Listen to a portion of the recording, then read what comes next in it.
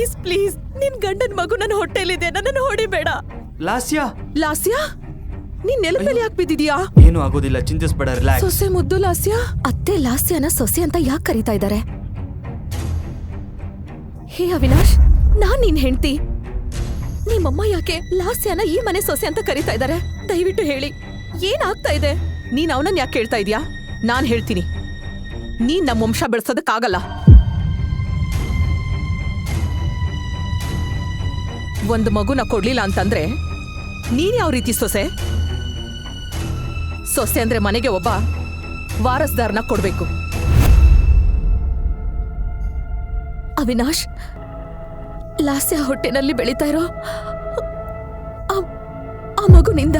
ಹೌದು, ಇನ್ ಮುಂದೆ ಲಾಸ್ಯ ನನ್ ಜೊತೆ ಇರ್ತಾಳೆ. ಮತ್ತೆ ನನಗ್ ನಿನ್ನಿಂದ ಡಿವೋರ್ಸ್ ಬೇಕು. ಅವಿನಾಶ್ ಉತ್ತರವನ್ನ ಕೇಳಿದ ನಂತರ ದಿಶಾ ಮನಸ್ಸು ಒಡೆದೋಯ್ತು. ಅವಳ ಸ್ವಂತ ತಂಗಿಯೇ ಅವಳ ಗಂಡನ 2ನೇ ಹೆಂಡತಿಯಾಗ್ಬಿಟ್ಟಿದ್ಲು ಮತ್ತು ಅವಳ ಗಂಡ ಅವಳನ್ನ ತನ್ನ ಜೀವನದಿಂದ ಹೊರಹಾಕಲು ಬಯಸ್ತಾ ಇದ್ದ, ಕೇವಲ ಅವಳು ತಾಯಿ ಆಗಲಾರದೆಂಬ ಕಾರಣಕ್ಕೆ. ನೀನು ಎಷ್ಟು ಕ್ರೂರಿ! ನಿನಗ್ ನಾಚಿಕೆ ಆಗ್ಲಿಲ್ವಾ?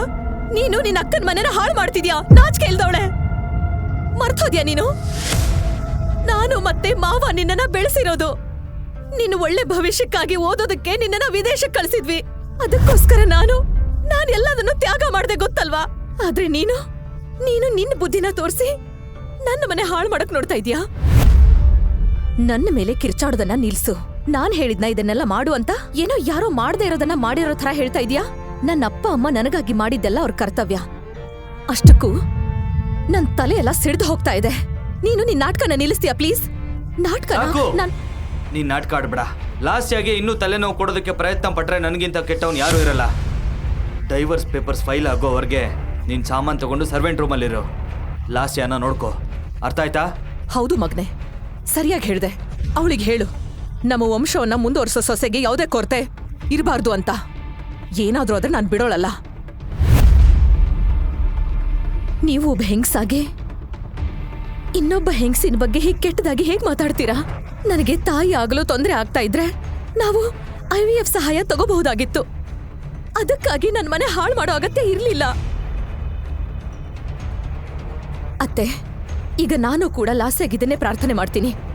ಅವಳ ಗರ್ಭ ಕೂಡ ಹಾಳಾಗ್ಲಿ ಅಂತ.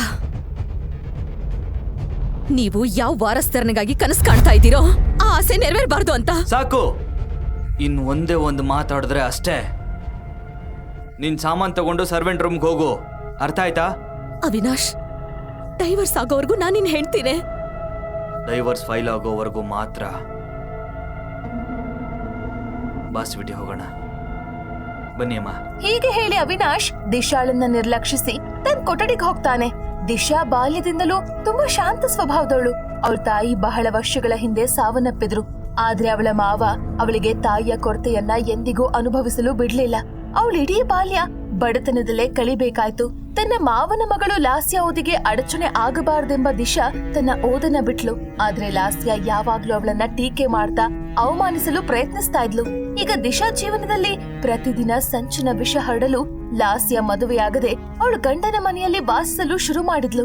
ಈಗ ಪ್ರತಿಯೊಂದು ಬೆಳಿಗ್ಗೆಯೂ ದಿಶಾಗೆ ಅವಮಾನದಿಂದಲೇ ಆರಂಭವಾಗ್ತದೆ. ಅವಿನಾಶ್ ಬೇಬಿ, ಅವಿನಾಶ್ ಬೇಬಿ, ನನ್ ಗಂಟ್ಲು ತುಂಬಾ ಒಣಗ್ತಾ ಇದೆ. ದಿಶಾ, ಹೋಗಿ ಲಾಸ್ಯಾಗೆ ಜ್ಯೂಸ್ ತಗೊಂಡ್ ಬಾ. ದಿಶಾಗೆ ಲಾಸ್ಯ ಮುಖದ ಮೇಲೆ ಒಂದು ಬಿಡ್ಬೇಕು ಅನ್ನಿಸ್ತಾ ಇತ್ತು. ಆದ್ರೆ ಲಾಸ್ಯ ಗರ್ಭಿಣಿ ಅನ್ನೋ ಕಾರಣಕ್ಕೆ ಅವಳು ಮೌನವಾಗಿ ಅಡುಗೆ ಮನೆಗೆ ಜ್ಯೂಸ್ ತರೋದಕ್ ಹೋದ್ಲು.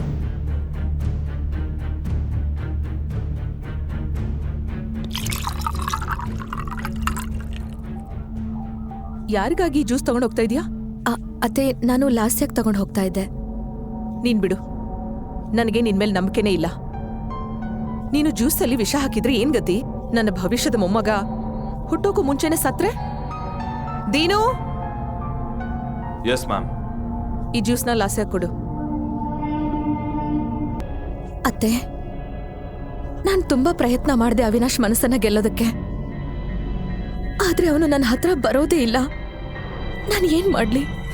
ಅಯ್ಯೋ, ನಿನ್ನಂಥ ಅಕ್ಷರ ಜ್ಞಾನವಿಲ್ಲದ ಹೆಂಗಸಿನ ಹತ್ರ ನನ್ನ ನಾಯಿ ಕೂಡ ಬರೋದಿಲ್ಲ. ನಿನಗೆ ಫ್ಯಾಷನ್ ಬಗ್ಗೆ ಸ್ವಲ್ಪ ಸಹ ಸೆನ್ಸ್ ಇಲ್ಲ. ನಿನ್ ತಂಗಿಯಿಂದ ಏನಾದ್ರೂ ಕಲ್ತಿದ್ರೆ ಚೆನ್ನಾಗಿರ್ತಿತ್ತು. ನನ್ನ ಮಾವ ನಿನ್ನಲ್ಲಿ ಅದೇನ್ ನೋಡಿದ್ರು ನನಗೆ ಗೊತ್ತಿಲ್ಲ. ನನ್ನ ಮಗ ಅವಿನಾಶ್ ಜೀವನನ ಹಾಳು ಮಾಡ್ಬಿಟ್ರು. ಹಳ್ಳಿ ಗಮಾರಿನ ಕರ್ಕೊಂಡ್ ಬಂದು ಇಷ್ಟು ದೊಡ್ಡ ಅರಮನೆಯಲ್ಲಿ ಕೂರ್ಸ್ಬಿಟ್ರು. ಇನ್ ಸ್ವಲ್ಪ ದಿನ ಅಷ್ಟೇ, ನಂತರ ಅವಿನಾಶ್ ನಿನ್ಗೆ ಡಿವೋರ್ಸ್ ಕೊಡ್ತಾನೆ. ಲಾಸ್ಯನ ಸೊಸೆಯಾಗಿ ಕರ್ಕೊಂಡ್ ಬರ್ತಾನೆ. ಸುಮ್ನೆ ಇಲ್ಲಿ ನಿಂತ್ಕೊಂಡು ಏನ್ ನೋಡ್ತಾ ಇದೀಯಾ? ಈ ಫೆನೈಲ್ ತಗೋ, ಇಡೀ ಮನೆನ ಸ್ವಚ್ಛ ಮಾಡು. ಇಡೀ ಮನೆಯನ್ನ ಸ್ವಚ್ಛಗೊಳಿಸಿದ ನಂತರ ಅವಿನಾಶ್ ಜೊತೆ ಮಾತನಾಡಲು ಅವಕಾಶ ಸಿಕ್ಕಾಗ ಅವಳು ಅವನ ಕೊಠಡಿಗೆ ಹೋಗ್ತಾಳೆ.